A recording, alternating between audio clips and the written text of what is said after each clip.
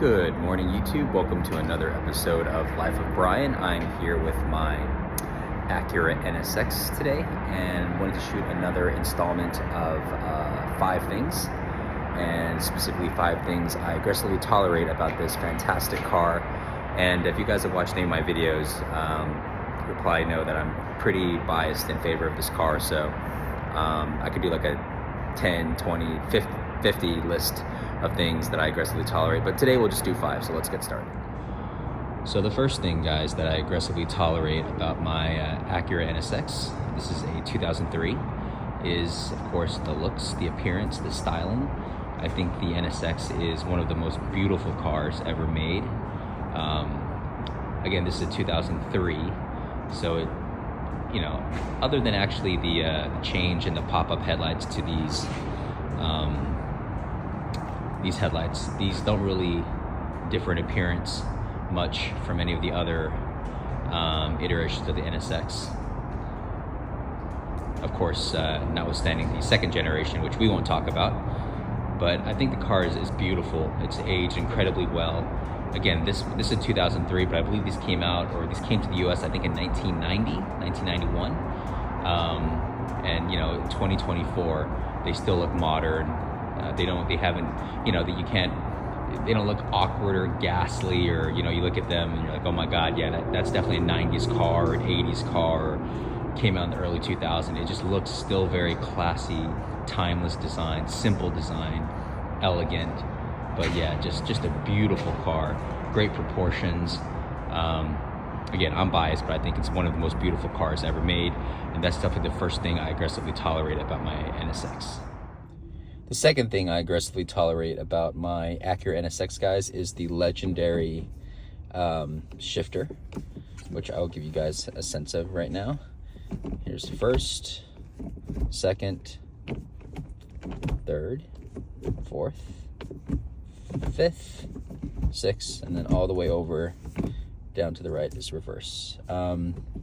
First of all, I love the design, the whole baseball kind of knob handle thingy.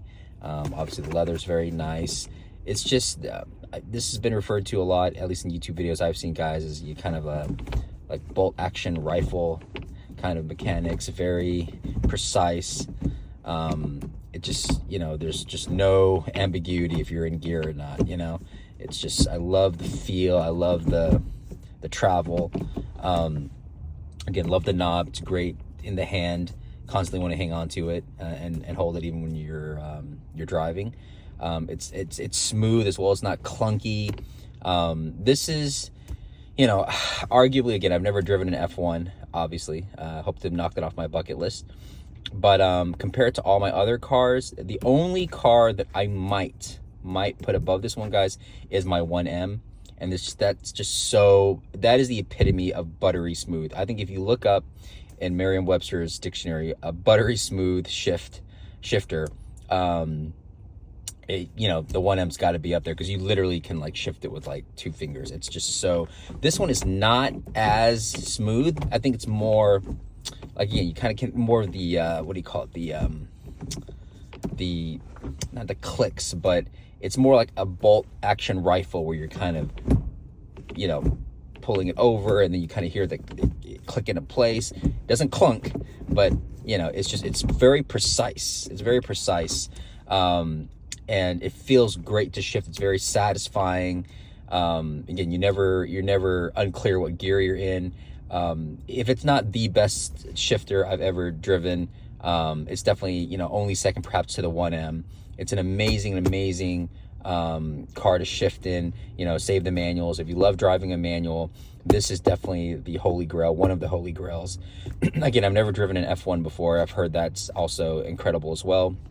But in terms of the cars I own, and a lot of my cars are manuals, this one is definitely, if not one, it's 1B. It's amazing shifter. And I would definitely, this is definitely easily the second thing I aggressively tolerate about my NSX. The third thing that I aggressively tolerate, guys, is the driving position, and specifically the visibility. In my previous video that I did about the NSX being the greatest of all time, it has a kind of a go-kart feel to it, where you feel like you're literally sitting, on top of the road, maybe, sitting a few feet off of it.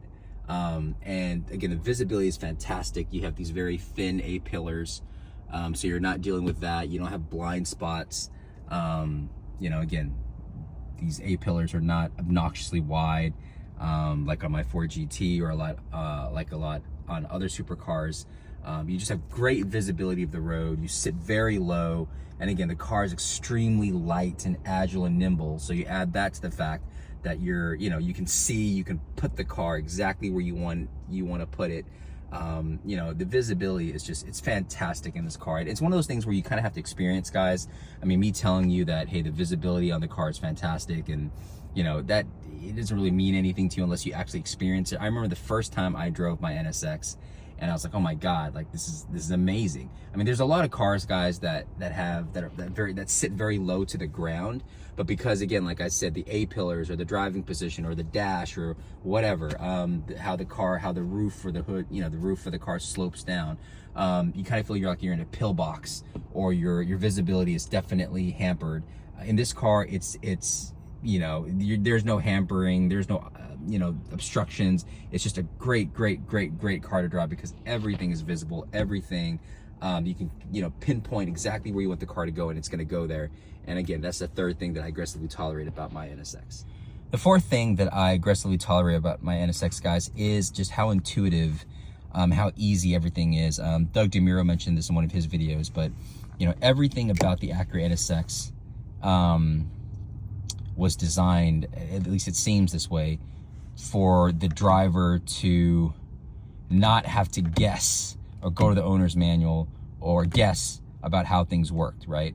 So obviously you have these vents that are pretty quirky, they go up towards the driver, but everything is where it should be. I think that's kind of maybe where the best thing I can put it. For example, the window switch is here, the mirror switch. In a lot of my cars, guys, like this mirror switch is like hidden behind the steering wheel, or somewhere randomly over in the console over here, or sometimes the window regulators are here, but for the passenger, maybe it's here, or my Porsche, the window switches are here. It just, this is just so intuitive, guys. Lock, unlock, window controls, mirror adjustments. It's exactly where your hand falls, exactly where it should be.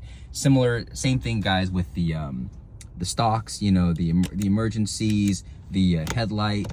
It's not something where you're going through 5 different switches, or you're having to make sure you don't pass up whether it's auto, or it's dim, or it's parking. You just boom, on off, that simple. Same thing with the turn stock. It's not something that's too fat, too thin. The cruise button, oh my God, look how easy it is to turn on my cruise. There. It's not something you got to push on your steering wheel, or find a separate button that's hidden behind the steering wheel. Emergency lights. Wow, big button that says emergency light. You press it, there goes your emergency lights on. It's such an intuitive car, well designed, guys. The Japanese know how to design cars, but especially in the 90s, they were just killing it. Everything in this car is just exactly where your hand falls to, exactly where your hand is placed. That's look, your clock, your display control. Wow, it's right next to the clock. I can't tell you guys how many times I've been in my car where I cannot for the life of me find how to adjust the clock, or how to adjust the date. And you spend a good 3 to 5 minutes, and then at some point you're like, okay, just give me the owner's manual. Just everything's just so well designed, so intuitive. Again, definitely the fourth thing I aggressively tolerate about my NSX. The fifth thing I aggressively tolerate, guys, about my NSX is the very usable trunk. In most supercars, and again, this was a supercar of its day, no doubt about that, there is no trunk space, no usable trunk space. On the GT, the Ford GT, or the Lotus, or a lot of people say Lotus is a supercar, but Ferraris, Lamborghinis, McLarens, you're probably looking at maybe this much, like a little hole basically, or maybe half of this space if you're lucky. But again, you guys see here, I have a bag, I have a sweatshirt, I have a few random items, tire inflator. and still plenty of room in this trunk. And this is something where you can put, you know, a couple of small suitcases, 2 or 3 duffel bags, a backpack, a full trip to the grocery store. This thing can haul, it can, you know, it can definitely store quite a few things, and it makes this car so practical, so usable, which is one of the most fantastic traits I think about this car, is that, you know, it's not just like a track car or a weekend car. It's something that you can definitely use. And it's another and it's in terms of the design of the car, I think it, you know, just ties in so nicely, because again, you have a very usable trunk, but in terms of the design, the profile of the car, it doesn't mess it up, it doesn't sacrifice the beauty of the car to give you that utility. And again, that's definitely one of the 5 things that I aggressively tolerate about my NSX. So that's the list of 5 things, guys, that I aggressively tolerate about my Acura NSX. I love the car. I think it's one of the greatest, in fact, supercar of all time. It's beautiful. It has great utility, great practicality, easy to drive, bulletproof reliability. Like I always tell my friends and family, I'm gonna be buried in this car. I love this car. I'm never gonna sell it. But yeah, let me know what you guys think. If you guys like this car, if you have it, what are your thoughts? Would you guys have included something different? I'm gonna try to do a 5 things video that I aggressively oppose about this car, but that's gonna be tough. But I'm gonna start thinking now so I can come up with 5 things. But hope you guys like the content. Please like and subscribe, support the channel, leave a comment below.